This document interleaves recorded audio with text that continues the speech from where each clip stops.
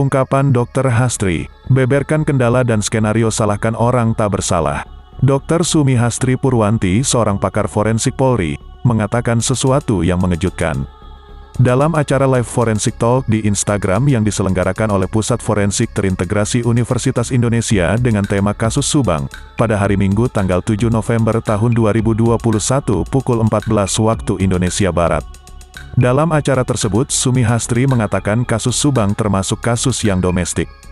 Dikatakan demikian, karena pelaku dan saksi-saksinya merupakan orang sekitar dan termasuk keluarga korban. Tapi kenapa pengungkapannya sampai sekarang belum selesai bahkan terkesan seperti diulur-ulur? Ini dia jawabannya. Sumi Hastri memberikan jawabannya yaitu dikatakan lambat karena olah TKP tidak sinergi, tidak komprehensif holistik, dan tidak bersama-sama. Jadi setelah digelar masing-masing berbicara tidak connect. Artinya kita ulang lagi dari inafisnya dari lab 4-nya, dari penyidikannya dari IT-nya bahkan dari kedokteran kepolisian seperti saya dokter forensik. Kuncinya memang kita harus selalu bersama-sama, ungkap Dr. Hastri pada acara yang dipandu Prof. Adrianus Meliala pakar kriminologi dan kepolisian itu. Adrianus Meliala melontarkan sebuah pertanyaan, apakah lambatnya pengungkapan kasus Subang? Misalnya, ada niat buruk menghilangkan barang bukti, atau ada skenario, yang ujung-ujungnya orang yang tidak bersalah dipersalahkan dan orang yang salah justru bisa bebas. Menjawab pertanyaan Adrianus Meliala itu, dengan tegas Dr. Hastri menjawab tidak mungkin. Dirinya menjamin bahwa pihak penyidik yang terlibat dalam kasus Subang mempunyai keinginan yang kuat untuk mengungkap kasus dengan sebenar-benarnya. Tidak akan terjadi, mereka, penyidik, bekerja pakai hati. Benar-benar ingin mengungkap sampai tuntas. Saya yakin 100%, kasus Subang, akan terungkap, kata Hastri. Sumi Hastri juga mengungkapkan soal warga yang memasuki TKP.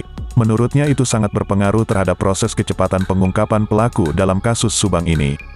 Seharusnya masyarakat yang berada di sekitaran TKP ikut membantu polisi dengan menjaga dan mengamankan, jangan merusak atau masuk apapun itu alasannya. Harusnya minimal 5 meter jangan masuk ke TKP siapa tahu pelaku meninggalkan sesuatu di sekitar TKP. Tidak semua kejadian lapor, polisi langsung cepat datang ke TKP, seperti itu. Yang dekat TKP ini yang membantu mengamankan TKP, kata Hastri. Hastri juga mengatakan dalam kasus Subang tidak perlu menyalahkan pihak lain, misalnya penyidik Polres Subang. Seharusnya menyertakan ahli kriminologi dan ahli forensik lainnya. Bahkan kalau perlu ada psikiater forensik yang berfungsi untuk memprofil saksi yang semula diduga, ternyata kemudian berubah-ubah bicara dan kesaksiannya. Penyidik itu bukan dokter bukan perawat juga. Mereka tahu cara menyegel, cara membuat berita acara, tapi bagaimana cara pengambilan sampel yang benar apakah dimasukkan ke kantong plastik, apakah terkontaminasi itu bukan keahliannya, ungkap Hastri. Bagaimana ending dari kasus pembunuhan ibu dan anak di Subang, tentu kita harus bersabar menunggu hasil penyelidikan resmi dari kepolisian. Tetap tunggu dan nantikan, karena kami selaku tim Raja Gosip akan membagikan kasus Subang hingga selesai.